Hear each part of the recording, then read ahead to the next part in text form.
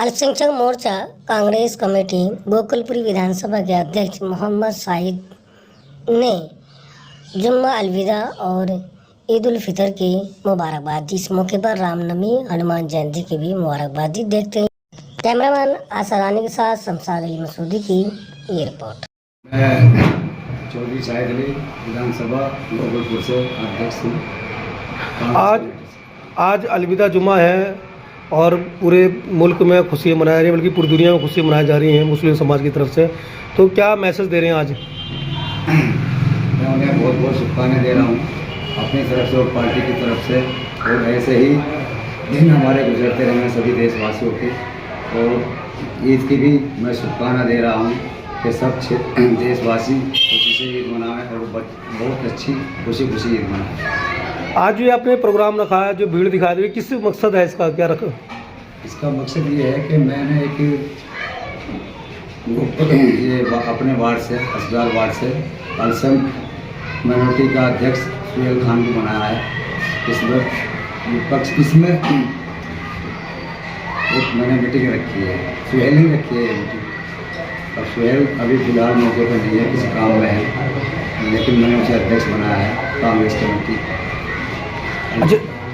अच्छा, अभी दो तीन दिन बाद जो है ईद का त्यौहार है, इस बीच में हनुमान जयंती भी है, रामनवमी का त्यौहार भी है। तो लोगों को क्या मैसेज देंगे, क्या अपील करेंगे? सब अपना अपना त्यौहार सुकून से मनावा सब देशवासी।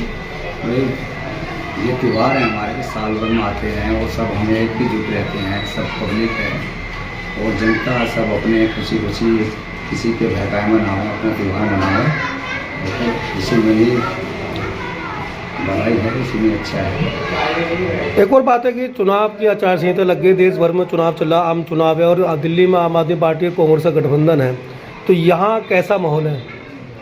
माहौल गठबंधन का बढ़िया है और पूरे देश में ही गठबंधन का माहौल बढ़िया है। और 400 पार अब तक कांग्रेस की सीट आएंगे गठबंधन की, वो सरकार बनाएगी। मतलब बीजेपी का नारा 400 पार? बीजेपी का तो महंगाई का है ना नारा 400 पार का, कि अब तक तो 400 पार तेल और 200 पार दाल, उनकी महंगाई का नारा है। हमारे तो सच्चाई का नारा है कि हम लोग को 400 पार लाएंगे, अपनी सरकार बनाएंगे। जैसे चुनाव अभी यहाँ 25 मई को वोटिंग होगी दिल्ली में, अभी 2 महीने करीब यहाँ पर है चुनाव के लिए, और कांग्रेस का उम्मीदवार यहाँ पर आएगा। तो क्या आम आदमी पार्टी के लोग आपके साथ हैं पूरी तरह से? नहीं, बिल्कुल है। आम आदमी के सब जनता कांग्रेस के कैंडिडेट के साथ है, और जहाँ आम पार्टी का कैंडिडेट है वहाँ कांग्रेस कार्यकर्ता सब साथ हैं। खासकर मुस्लिम बहुत तादाद यहाँ पर है, और जब मुस्लिम इलाकों में हम जाते हैं तो कहते हैं कि मुस्लिम उम्मीदवार यहाँ होना चाहिए, क्योंकि ये मुस्लिम इलाका है, दिल्ली का सबसे ज़्यादा है।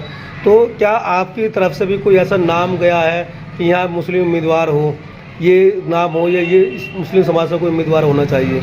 नहीं, वो पार्टी हाईकमान के ऊपर बात है।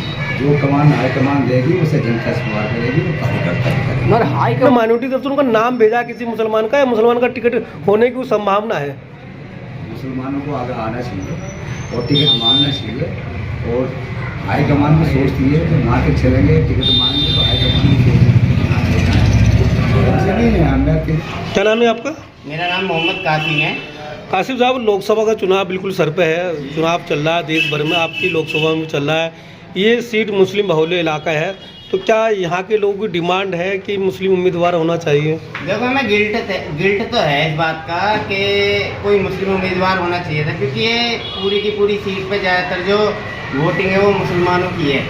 लेकिन चौधरी मतीन साहब का नाम भी था इस लिस्ट में, उनको टिकट नहीं हुआ, इसका हमें अफसोस है। बाकी हमारी पार्टी है, हमारी पार्टी ने जो फैसले लिए हैं वो अच्छे फैसले लिए हैं, वो हमारे भले के लिए हैं। और आगे हमें कांग्रेस पार्टी यही चीज़ हमें सिखाती है, जिससे कि हम आगे बढ़कर हमने कांग्रेस को 60 साल दिए और 60 रेटिंग हैं, अच्छी सारी चीज़ें हैं, एम्स हॉस्पिटल है, और एजुकेशन सिस्टम पूरी दुनिया के अंदर सबसे अच्छा हमारा है, जिसकी वजह से आज हमें दिख रहा है।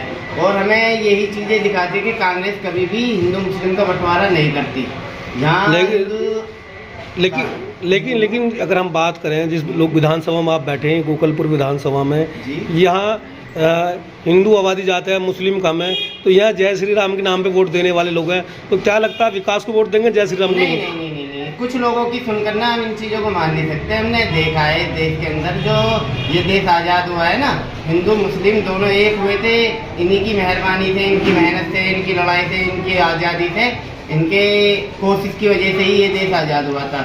आज ये हमने जो 7 साल 8 साल 10 साल की सरकार है, जिन्होंने लोगों के अंदर गलत गतिविधियां डाल दी हैं, गलत सोच डाल दी है, उसकी वजह से ये परेशानी हो रही है कि लोग बाग इधर उधर जय श्री राम के नारे लगाते हैं।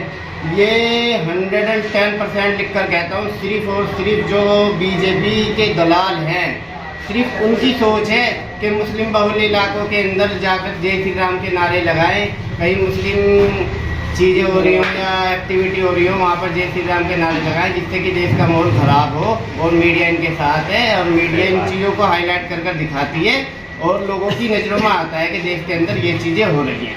तो जिस इंडिया गेट जाकर देखो, इंडिया गेट पर कितने मुसलमान शहीदों के नाम दिखेंगे। आप पंजाब में जाकर देखोगे, पंजाब के अंदर जो स्वर्ण मंदिर है, सोने का मंदिर, गोल्डन टेम्पल, जो हमने स्कूलों में पढ़ा था, उसके बाहर एक फुवारा लगा हुआ है, बड़ा सा फुवारा है, उसके चारों तरफ एक गुम्बद सा बना हुआ है। मैं वहाँ गया था, मैंने जाकर देखा कि वहाँ पर मुसलमानों के शहीदों के नाम दुनिया भर के नाम है। लेकिन ये कितने युवा जानते हैं? आपके मुस्लिम समाज के युवा गिने चुने युवा जानते होंगे, बाकी तो अवेयरनेस है ही नहीं। लेकिन ये है कि देखो, पढ़ाई जरूरी है, एजुकेशन सिस्टम जरूरी है। एजुकेशन सिस्टम हमारा बढ़ेगा, हम लोग एक दूसरे से जागरूक होंगे, तब हमें जाके इन चीज़ों का पता लगेगा। बड़ी अच्छी बात है, सब आपस में मिलजुल के रहें तो ये अच्छी बात है। अभी भाई साहब ने एक सवाल उठाया था कि एससीओ को तो वो है रिजल्ट, और मुसलमानों का जैसे बहुमूल्य किसी जगह है, उससे क्यों नहीं। ये तो संविधान में उन्होंने पहले लिखा था इस बात के लिए, जो दबे पिछले लोग थे, ज़्यादा दबे पिछले, तो उनके लिए ये कानून बनाया था कि उनको सहायता दी जाए इस चीज़ की। और हम तो हर किसी के साथ मिलके चलने वाले लोग। देश भर में लोकसभा चुनाव है और आप युवा हैं, किस निगाह से देखते हैं इस लोकसभा चुनाव को? क्या बीजेपी दोबारा आएगी या कांग्रेस विरोध कर रही है? नहीं, इस जैसे कि इस सीट को आप जानते हैं, इस पर दंगे भी हुए लॉकडाउन में, और लॉकडाउन में ज़्यादा यहाँ हेल्प भी नहीं हुई है। और जितनी वीडियो यहाँ की लीक हुई है ना, आपने देखा होगा, पुलिस और प्रशासन दोनों ने बहुत ज़्यादा अत्याचार किया है यहाँ की जनता पे, चाहे वो हिंदू हो चाहे मुसलमान हो। मैं आज हिंदू मुस्लिम की बात नहीं करूँगा, मैं बात करूँगा यहाँ की जनता की। तो बहुत ज़्यादा प्रताड़ित हुई है पिछले कुछ सालों में। तो यहाँ पे जो ज़्यादा रुझान है वो मैं बताना चाहूँगा झाड़ू और कांग्रेस का है, जो इन्होंने आपस में जो कॉम्बो बनाया है, तो इसका ज़्यादा रुझान है। क्योंकि बीजेपी ने बहुत ज़्यादा प्रताड़ित किया है इस वाली सीट पे, स्पेशली बहुत ज़्यादा परेशान रहे इस सीट पे बंदे, और एनसीडी में बहुत ज़्यादा परेशान है यहाँ की साफ़ सफाई को लेकर, या फिर यहाँ पे जो भ्रष्टाचार होता है अभी तक, उससे बहुत ज़्यादा परेशान है। तो मेरा जो मुझे रुझान नज़र आ रहा है वो झाड़ू की तरफ है, और कांग्रेस को जो समर्थन यहाँ से मिलेगा, जहाँ तक मुझे लगता है।